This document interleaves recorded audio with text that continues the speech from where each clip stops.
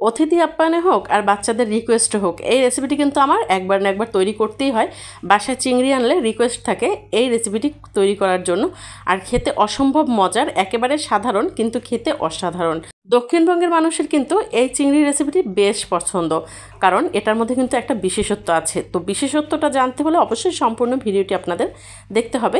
আশা করছি আপনারা সম্পূর্ণ ভিডিও জুড়ে থাকবেন আর একটু হলেও আপনাদের কাছে ভালো লাগবে। যদি ভালো লাগে থাকে প্লিজ আমার চ্যানেলটি সাবস্ক্রাইব করে দিবেন। ফেসবুক পেজ থেকে দেখে থাকলে পেজটি ফলো দিয়ে সাথে থাকবেন, লাইক করবেন, সুন্দর একটা কমেন্টস করে দিবেন।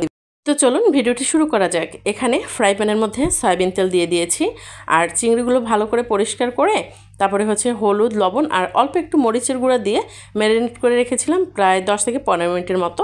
আর এখন এই যে উল্টে পাল্টে ভেজে নিচ্ছি। চিংড়িটা আসলে তেলে ভাজার সময় অনেক বেশি ভাজা যাবে না, তাহলে কিন্তু একটু রাবারি টাইপ চলে আসে, তাহলে খেতে ভালো লাগে না। তো আপনারা উল্টে পাল্টে গরম তেলের মধ্যে দিবেন, তাহলে কিন্তু চিংড়িটা ভাজা হয়ে যাবে আর সুন্দর একটা ফ্লেভারও থাকবে। চিংড়িটা আসলে তেলে বেশি অতিরিক্ত ভেজে ফেললে তাহলে কিন্তু চিংড়ির যে নিজস্ব একটা ফ্লেভার সেটা কিন্তু একেবারেই থাকে না। তো আপনারা চেষ্টা করবেন এভাবে করে চিংড়িটা রান্না করতে, দেখবেন বাসার সবাই খুবই পছন্দ করবে। আর যদি গেস্ট আসে, গেস্টদের জন্যও কিন্তু আপনারা এভাবে রান্না করতে পারবেন, তারা অবশ্যই অনেক প্রশংসা করবে।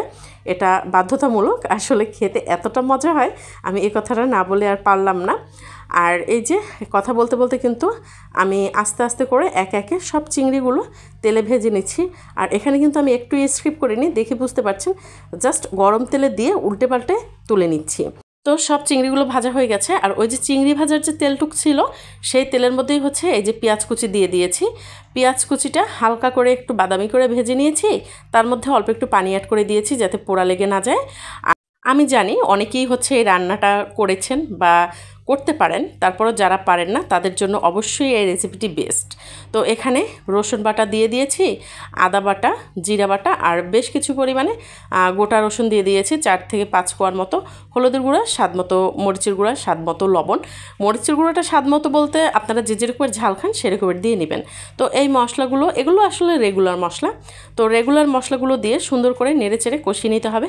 আসলে যে কোনো তরকারির ক্ষেত্রে মাছ হোক মাংস হোক, মশলাটা যত সুন্দর কষানো হবে আপনার তরকারির স্বাদ কিন্তু ততটাই বেড়ে যাবে।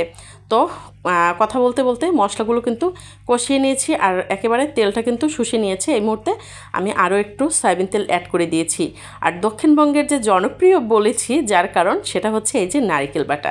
আমি এখানে নারিকেল বাটা দিয়ে দিয়েছি। আপনারা এই নারিকেল বাটা দিয়ে রান্না করবেন, দেখবেন খেতে অসম্ভব মজার হয়। আসলে যাদের গ্যাস্ট্রিকের প্রবলেম আছে তারা স্কিপ করে যেতে পারেন, এখানে বাদাম বাটাটাও ব্যবহার করতে পারেন। তো এই যে নারিকেল বাটা দিয়ে আবার কষিয়ে নিচ্ছি। আমি কিন্তু এই যে দ্বিতীয় পর্যায়ের মতো কষিয়ে নিচ্ছি। আমি বারবার বলছি আসলে মশলা যতটা কষানো হবে খেতে কিন্তু ততটাই ভালো লাগবে। আর এই যে এর মধ্যে কষানো মশলার মধ্যে দিয়ে দিলাম ভেজে রাখা যে চিংড়িগুলো, সেগুলো চিংড়ি দেওয়ার পরে এভাবে নাড়তে নাড়তে নাড়তে নাড়তে একেবারে চিংড়ির মধ্য থেকে দেখতে পাচ্ছেন তেল বের হয়ে আসছে। এই মুহূর্তে হচ্ছে যতটুকু পানি দেওয়া দরকার ততটুকু পরিমাণে পানি আমি এখানে অ্যাড করে দিয়েছি। আর কোনো রকমের কিন্তু ঢাকনা ইউজ করিনি, তাহলে কিন্তু উতলে পড়ে যাওয়ার সম্ভাবনা ছিল। তো 3 থেকে 4টা কাঁচামরিচ দেওয়ার পরে ঢাকনা দিয়ে ঢেকে রেখেছি যখন ঝোলটা একটু টেনে গিয়েছে। আর এই মুহূর্তে দিয়ে দিচ্ছি হচ্ছে ধনেপাতা। আসলে গ্রামে অ্যাভেলেবেল ধনেপাতা থাকে না, গ্রামের মানুষ কিন্তু ধনেপাতাটা এখানে ব্যবহার করে না। তো আমার কাছে যেহেতু ছিল দিয়ে দিয়েছি, ফ্লেভারটাও বেশ ভালো আসছিল। আপনাদের কাছে কেমন লেগেছে রেসিপিটি অবশ্যই কমেন্টস করে জানাবেন। যদি ভালো লেগে থাকে প্লিজ শেয়ার করে আপনি আপনার টাইমলাইনে রেখে দিতে পারেন আর লাইক করবেন, অবশ্যই সুন্দর একটা কমেন্টস করে দিবেন। আসলে আপনাদের একটা কমেন্টস কিন্তু আমাকে অনেকটা উৎসাহ দেয় নতুন আরও একটি ভিডিও তৈরি করার জন্য। তো কথা বলতে বলতে আমার রান্না শেষ হয়ে গেছে, তুলে নিয়েছি। কেমন লেগেছে অবশ্যই সুন্দর একটা কমেন্টস করে দিবেন। আর এই যে দেখতে পাচ্ছেন লাস্ট ফিনিশিং, কালারটা কিন্তু সেই হয়েছে। আল্লাহ হাফেজ।